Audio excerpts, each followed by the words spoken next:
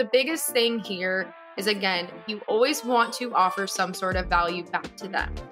Asking someone and taking them out to coffee is not valuable. First thing first, and I have this kind of rule that I use within the agency. It's called ask 3 before you ask me. And it sounds a little bit harsh, but I always try to ask my team to ask 3 people before they ask me. I actually got this term and this idea from when I was in cheerleading in high school, and our coach used to get super frustrated when we would ask her a million questions. So she started saying, ask 3 before you ask me, meaning ask this question to your team members. If the first one doesn't know it, ask the second one. If the second one doesn't know it, ask the third. If the third doesn't know it, then come talk to me about it. Basically, you find out a lot of information by talking to your team and communicating.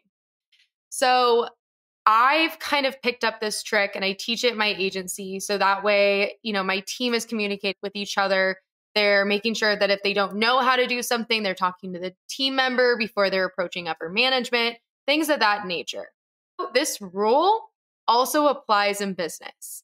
One of the biggest things that I've started noticing with a lot of younger entrepreneurs is that a lot of them ask, where do I start? And I think the biggest thing in entrepreneurship is to collect as much information and as much feedback and to start really aligning yourself with people that have been down a similar road or that have launched a similar business. So this rule also applies to this practice. Ask 3 before asking or trying to find it out all alone on yourself. So when we start in entrepreneurship, I think, again, try to find 3 people that are in your circle or that it's a circle that you want to be in and ask them, how did you find your first manufacturer? Or, hey, who helped you write all of your marketing contracts for your agency? Or who was, the person that helped you with your very first year in taxes? Asking these questions and actual detailed questions instead of just can you give me your backstory on how you got started will allow you to not only get into their network, but also probably be provided a super valuable contact that will help you with your business.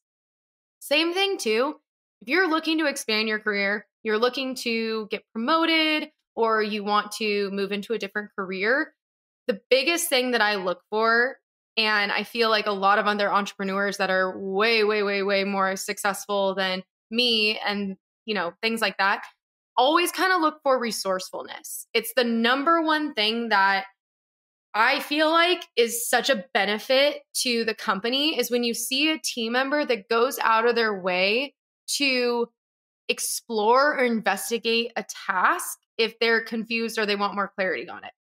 For example, you want to learn how to do something on social media, or you want to learn, the newest update on Instagram. Instead of going and asking your superior about this or how you do it, maybe you Google it and look up a few videos. It's kind of a very specific example, but it can apply to anything, right? If you don't know how to do something, Google it.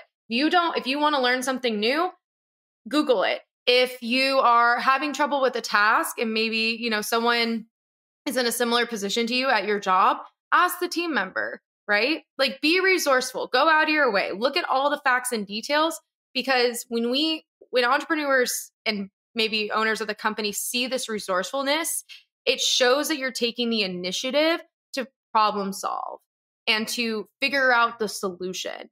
That, to me, overall establishes the biggest level of trust within my company and within my team members. For me, it shows me that number 1, they're proactive.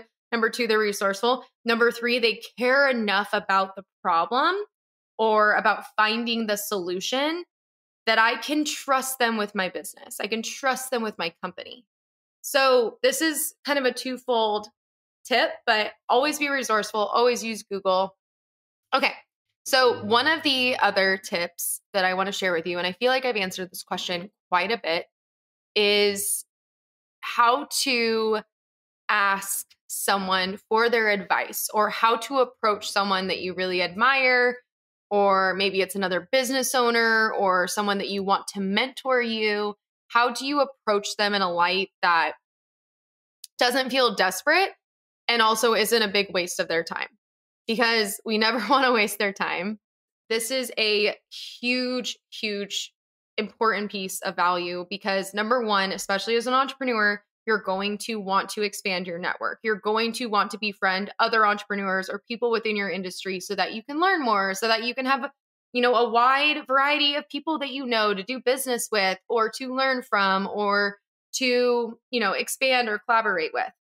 This is also super important for those of you that aren't entrepreneurs, but that are also looking to expand your career or move up the ladder or maybe find a new job or talk to someone about a new job or how you should go about your career path.